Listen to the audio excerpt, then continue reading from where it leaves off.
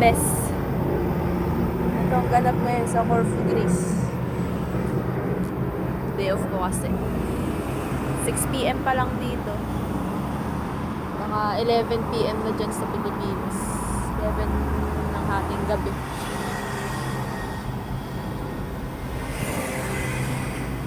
Hindi ako kinakabahan. Baka mahulog ang aking cellphone. Oh my God. Ayan. Natamad ako lumabas eh.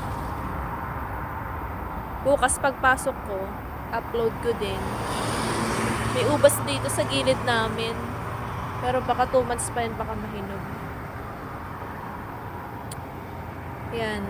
Pagka summer, mainit talaga. Pagka winter, malamig talaga. Pero di ko pa natatry winter dito. Puro summer lang. Seasonal worker lang kasi ko.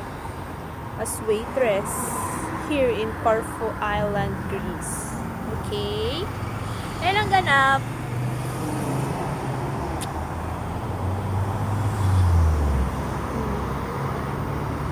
Kahit ganung bahay lang sanang maipatayo ko, okay na ako.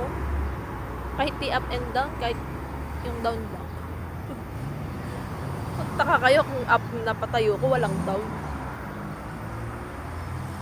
Ayan. Tirik na tirik pa rin ang araw. Init. Wala na, oh. Napakaitim ko na. Sa pool area kasi ako na-assign.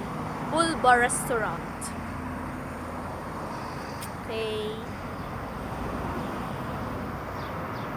Wala eh, natamad kasi ko maglakad eh. Natamad akong lumabas.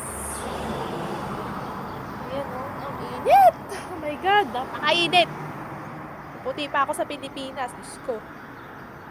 Okay, hello. Ay, nako, lahat dito, walang tapon. Pogi lahat. Lala. Okay na, bye na nga.